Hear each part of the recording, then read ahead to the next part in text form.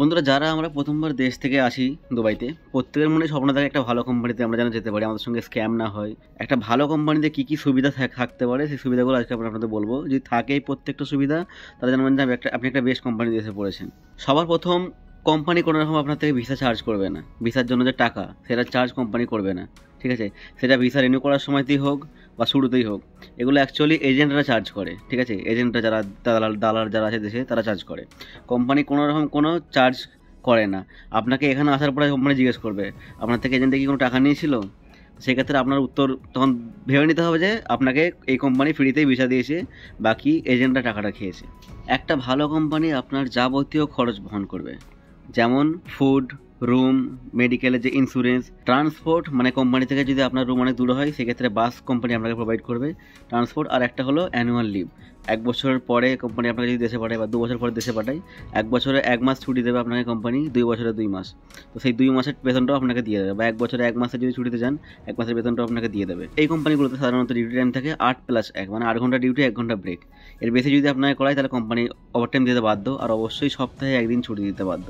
তার মানে সপ্তাহে 6 দিন ডিউটি করবেন, 1 দিন ছুটি পাবেন, আর তার সঙ্গে 8 ঘন্টা ডিউটি করবেন, 1 ঘন্টা ব্রেক পাবেন। আর যদি বেশি ডিউটি করায় আর মানে উইকলি যে অফ আছে রবিবারে, সেই ছুটির দিনকে যদি ডিউটি করে, তাহলে আপনাকে কোম্পানি কিন্তু ওভারটাইম দিতে বাধ্য। কোম্পানি আপনার 2 বছর অন্তর ভিসা রিনিউ করবে, ফ্রিতে রিনিউ করবে, আর একটা নির্দিষ্ট পরিমাণ স্যালারি ইনক্রিমেন্ট, মানে বেতন বাড়াবে। এটা সব কিছু ফ্রিতে হবে, কোনো রকম কোনো এক্সট্রা চার্জেস বাদেই।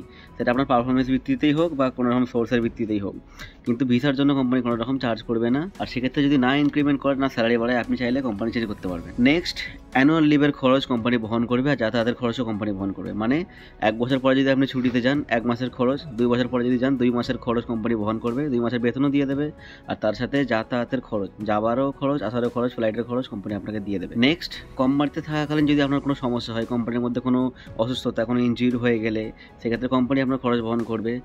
আর কোম্পানির যাবতীয় যে ফেসিলিটি, যেগুলো যেমন ধরুন ব্যাঙ্কিং ফেসিলিটি, এটিএম কার্ড করে দেবে, আপনার হেলথ ইন্স্যুরেন্স কার্ড করে দেবে, এগুলো সমস্ত কিছু কোম্পানি আপনার বহন করবে। কোম্পানি আপনার ঝামেলা নেবে, আপনার কোনো টেনশন নেই। আর অতিরিক্ত ফেসিলিটি হিসাবে কোম্পানি চাইলে আপনাকে বোনাস দিতে পারে। ভালো ভালো কোম্পানিগুলো কিন্তু বছরের শেষে বোনাস দেয়, তো সেটা যদি আপনি পান তো আপনার জন্য খুবই ভালো হবে।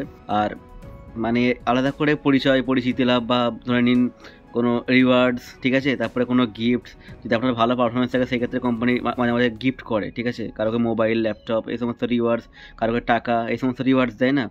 তো এই হিসাবে আপনাকে গিফটও করতে পারে ভালো ভালো কোম্পানিগুলোর লক্ষণ এইটা। আর তার সাথে যে আপনার পজিশন, তার উন্নতি হতে পারে। মানে ধরে নিন আপনি হেল্পার হিসেবে আসছেন, তো সেক্ষেত্রে আপনার পোস্টটা উন্নতি হবে, ঠিক আছে? এরকম করে রেকগনিশন হতে আপনি একদম সিনিয়র ফোরম্যান পর্যন্ত হয়ে যেতে পারেন। আমাদের ফুড লাইন ক্ষেত্রে শেফ হয়ে যেতে পারেন, মাস্টার শেফ, এরকম। মানে ওরা আপনাকে কী করবে, আপগ্রেড করবে প্রত্যেক 2 বছর অন্তর অন্তর আপনার পারফরমেন্স দেখে। নেক্সট, আপনাকে কোম্পানি নির্দিষ্ট সময় অনুযায়ী বেতন দিয়ে দেবে, সঠিক সময়ে আপনাকে বেতন দিয়ে দেবে। তার মানে এই নয় যে আপনাকে আজকে ধরুন এই মাসে কাজ করলেন, 1 মাস পরে, 2 মাস পরে আপনাকে বেতন দিল, এরকম নয়। প্রত্যেক মাসের বেতন প্রত্যেক মাসে দিয়ে দেবে। সেটা নির্দিষ্ট তারিখের মধ্যে হতে পারে, 1 তারিখে দিতে পারে, নাহলে 10 তারিখে। একটা নির্দিষ্ট কোম্পানি একটা নির্দিষ্ট তারিখ থাকে, যেমন আমাদের কোম্পানিতে বেতন আসে 5 তারিখের মধ্যে। তো ঠিক আছে, এরকম ব্যাপার। তার মানে এই নয় রেগুলারলি বেতনটা আপনার আসবে। আজকে যদি এই মাসে যদি 5 তারিখে দেয়, পরের মাসে এমন নয় যে 20 তারিখে দেবে, ঠিক আছে? এরকম ব্যাপার নয়, রেগুলারলি আসতে হবে। আর এরকম অনেক কোম্পানিতে হয়ে থাকে, একবারে 2-3 মাসের বেতন আটকে রেখে দিয়েছে, তখন সেক্ষেত্রে কিন্তু আপনার জন্য এটা রেড সিগন্যাল। আর কোনো রকম বেতন কাটাকাটির ব্যবহার চলবে না এখানে।